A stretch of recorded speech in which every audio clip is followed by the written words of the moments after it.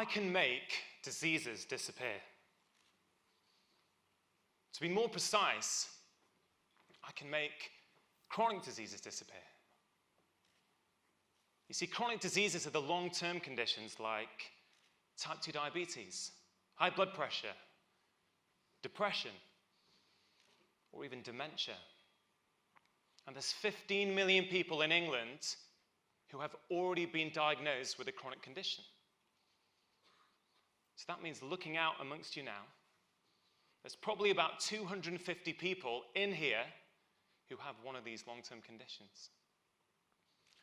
Just one of these alone, type 2 diabetes, is costing the UK £20 billion every single year.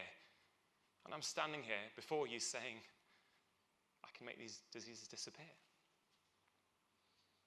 See, I'm not a magician. I'm what the Americans call an MD. That's not a magical doctor. That's a medical doctor, or what I call a mere doctor. You see, the reason I can make diseases disappear is because diseases are just an illusion. Diseases are not real. In fact, diseases don't really exist. At least not in the way that we think they do. So 15 years ago, I qualified for medical school, and I was ready. I was full of enthusiasm, full of passion, ready to go out and help people. But I always felt that there was something missing. I started off as a specialist.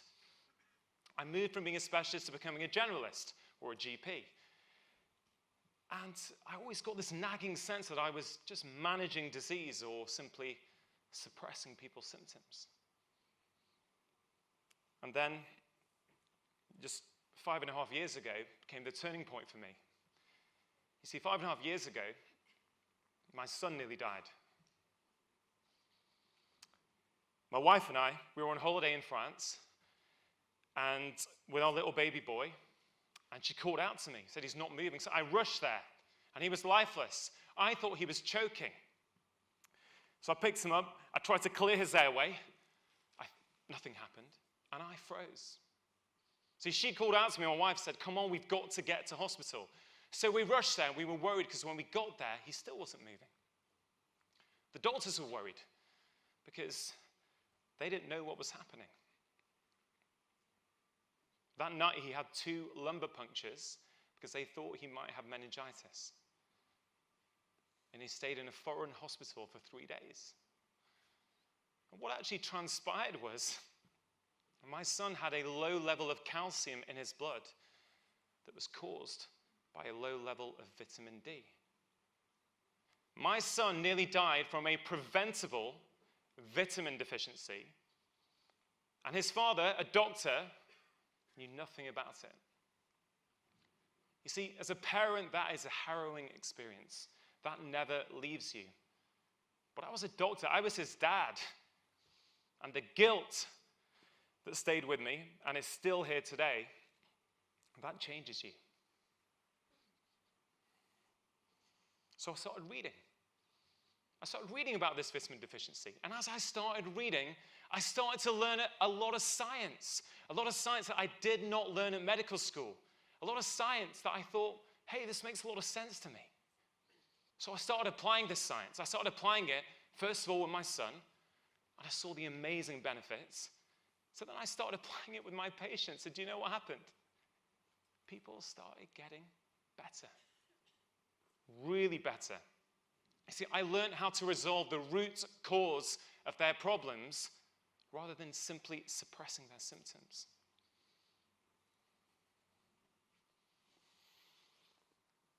Just over a year ago, I had the opportunity to make a series of documentaries for BBC One, where I got to showcase this style of medicine. I'm going to tell you about one of the patients, a 35-year-old Dottie. Lovely, lovely lady, but she was struggling with her health. Weight problems, joint problems, sleep problems.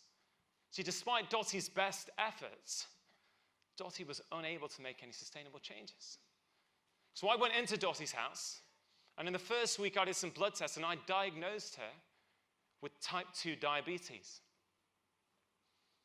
6 weeks later, when I left Dottie's house, she no longer had type 2 diabetes. You see, her disease had disappeared.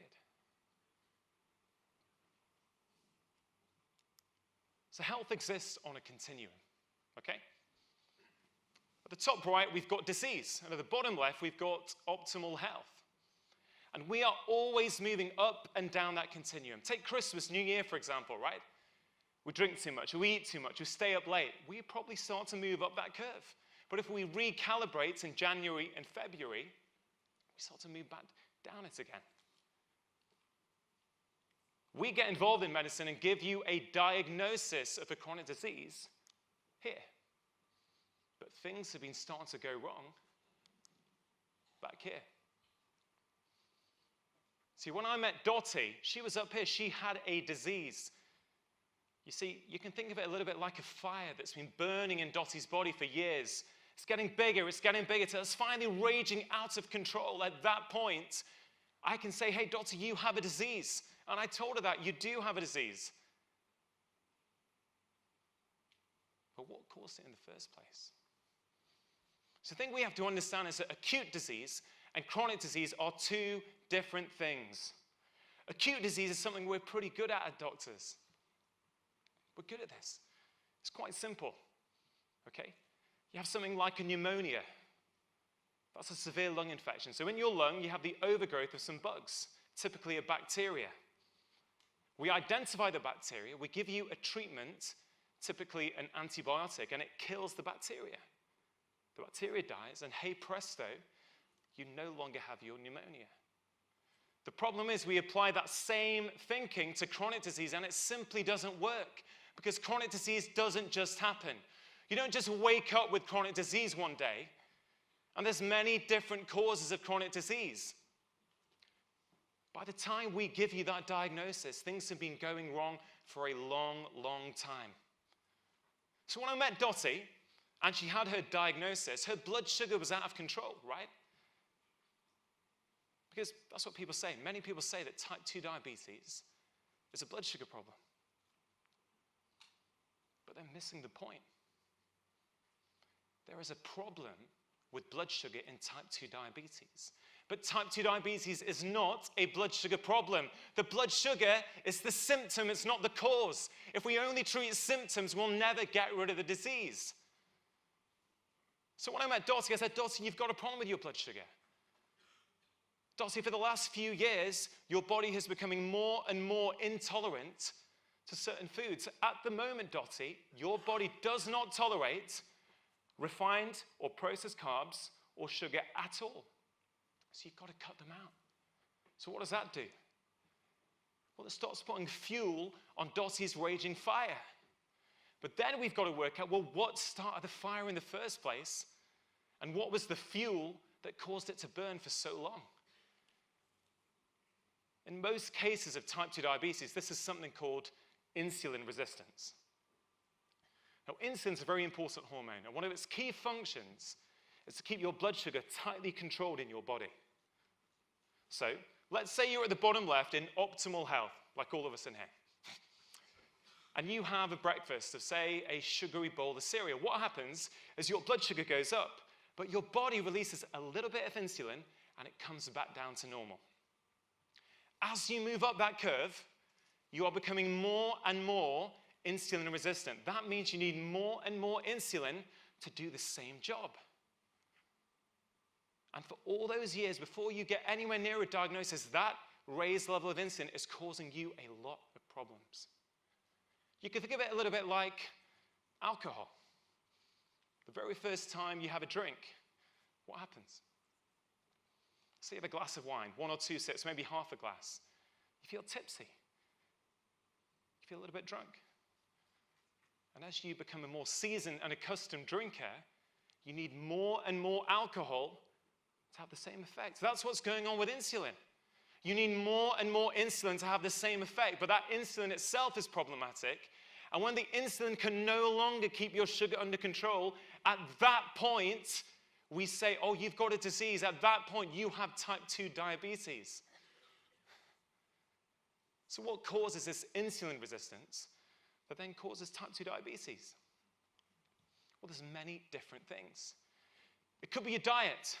It could be that your diet for the last 10 years has been full of processed junk food. That could be a cause. But what if it's something else? What if it's the fact that you are chronically stressed? Work stress, emotional stress, perceived stress. For me, just seeing my email inbox sometimes, that's a stress. See, that raises levels of cortisol in your body. And cortisol, when it's up, raises your sugar, which causes insulin resistance. What if it's something else? What if it's the fact that you have been sleep deprived because you are a shift worker? See, in some people, one night's sleep deprivation can give you as much insulin resistance as 6 months on a junk food diet. What if it's the fact that as you're getting older, you're losing muscle mass? That causes insulin resistance. Or what if it's something to do with something we call your microbiome? See, inside our body, we have trillions of bugs living there. And the balance of those bugs is critical for our overall health. If you have a disruption to that balance, you can get the overgrowth of certain bacteria. And on their jacket, these bacteria have something called lipopolysaccharide, or LPS. And what that does is when it gets in your blood, it causes insulin resistance. You see, the problem is there are many different causes of insulin resistance. And if we don't address the causes for that particular patient, we will never get rid of the disease. That's what I did with Dottie, and that's why 6 weeks after I met her, she no longer had a disease. What about something else, completely unrelated? What about depression?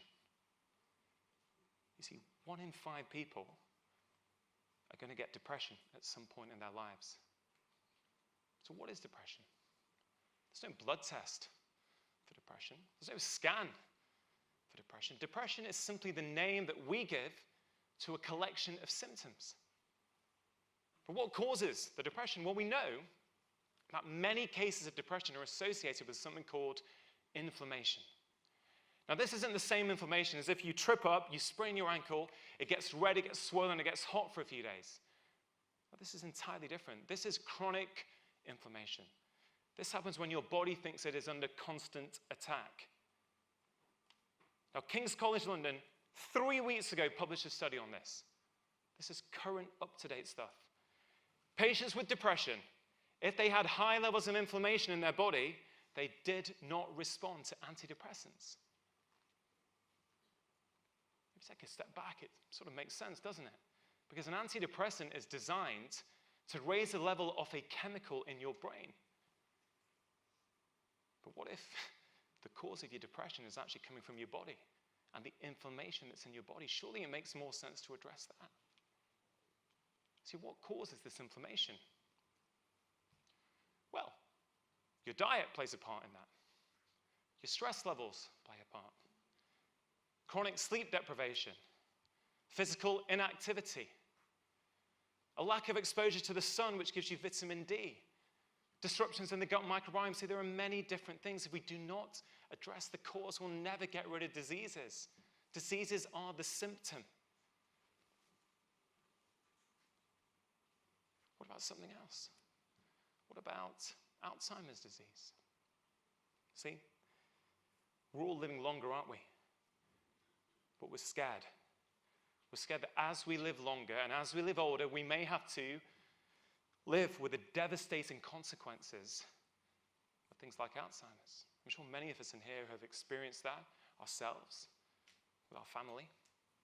It's a heart-wrenching condition. And we, the doctors, we're scrambling around, aren't we, trying to find the cure. Well, there's a professor in San Francisco, Professor Bredesen, who's actually demonstrating that you can cure dementia. He's showing that you can reverse cognitive decline in his patients with dementia. And how is he doing that?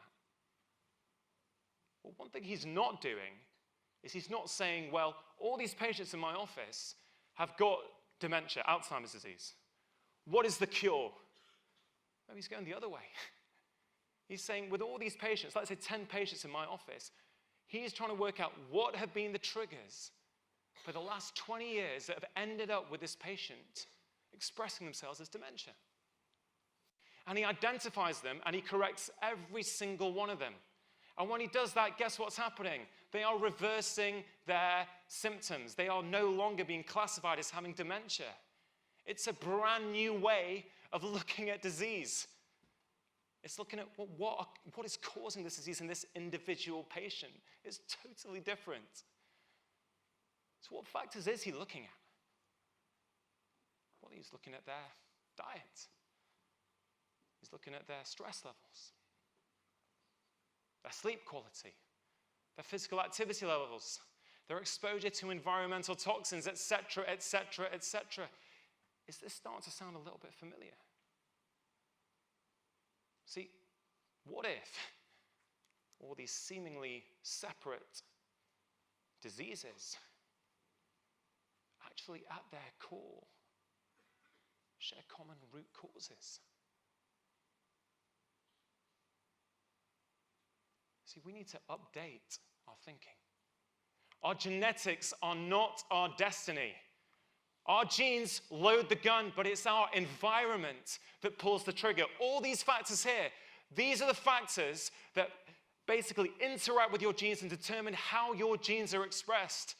Whether you are in optimal health, whether you have a disease, or whether you are somewhere in between. Collectively, as a society, I genuinely believe we can do better, and we have to do better. Type 2 diabetes alone is costing us £20 billion a year. Just a 1% saving there would be £200 million. I think we can do way better than 1%. In the United States today, the new generation of kids that are born have a lower life expectancy than the generation before them. Is this evolution, or is this devolution? You see, we need to evolve the way that we practice medicine. We need the medicine of etiology, not symptomatology. The medicine that asks why, not only tells you what.